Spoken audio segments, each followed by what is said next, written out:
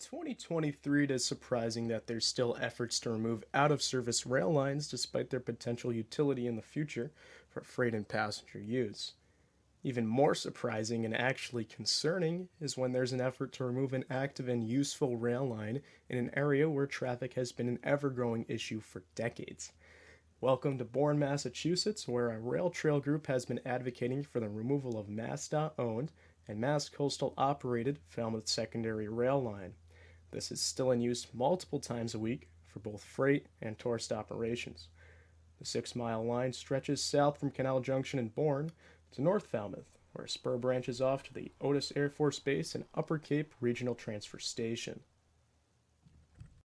This track, which received millions of dollars in MassDOT-funded upgrades just recently, is part of the strategic rail corridor network, since it connects to Otis Air Force Base, now the Otis Air National Guard Base, Camp Edwards, and the U.S. Coast Guard Air Station Cape Cod. The strategic rail corridor network is a protected rail network connecting 120 defense installations, and the Falmouth line is a critical connector included in this network. While the military here isn't a regular rail customer, they retain the rail connection for occasional shipments of equipment that otherwise can't or shouldn't go over roads or canal bridges. In addition to Otis, the Upper Cape Regional Transfer Station is used by Cavosa Disposal, the line's regular customer. Cavosa Disposal is responsible for shipping hundreds of rail cars of construction and demolition debris off Cape each year, and in doing so eliminating over 1,000 truck trips per year. It also should be noted that trains are generally 3 to 4 times more efficient than trucks, meaning it is more environmentally friendly to ship by rail. In fact, moving freight by rail reduces emissions by 75%. With this in mind, there should be a push for more rail, so in addition to the hundreds of rail cars already handled, there will be a large increase of rail traffic to and from the transfer station with the future shipments of municipal solid waste and potentially other commodities. In 2022, Cavosa received a $500,000 grant from MassDOT to upgrade the transfer station to increase the rail capacity and eliminate at least 2,000 more truck trips per year. In doing so, this also creates 5 jobs while decreasing traffic on Cape Cod roads and bridges. This also takes advantage of the rebuilt Falmouth line that was upgraded for the planned continuation of service, which is feared to be threatened by the trail advocates. In addition to freight, the Cape Cod Central also operates dinner trains on the line to stay clear of the Cape Main, while the Cape Flyer Boston to Hyannis passenger train passes through. By staying off the Cape Main, the dinner train helps the Cape Flyer stay on schedule while also providing a safe place for both trains to continue operating at the same time.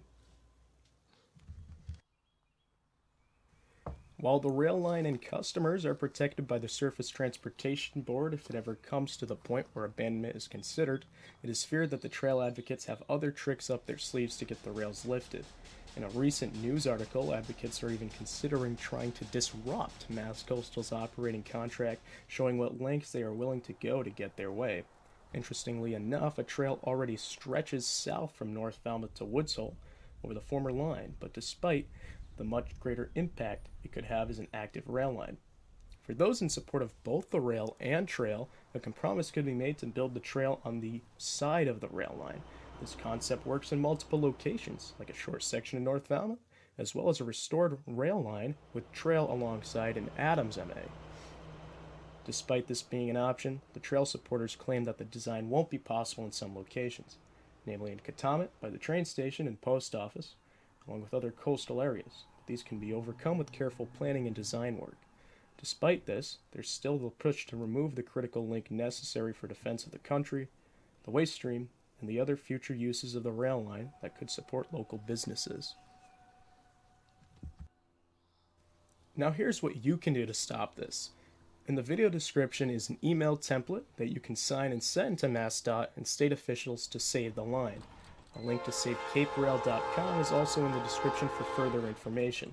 By writing to the state, we can voice our opinion that the rail line should be saved for the purposes of continued freight service, tourist operation, and the future potential restoration of passenger rail service while supporting the promise of rail with trail.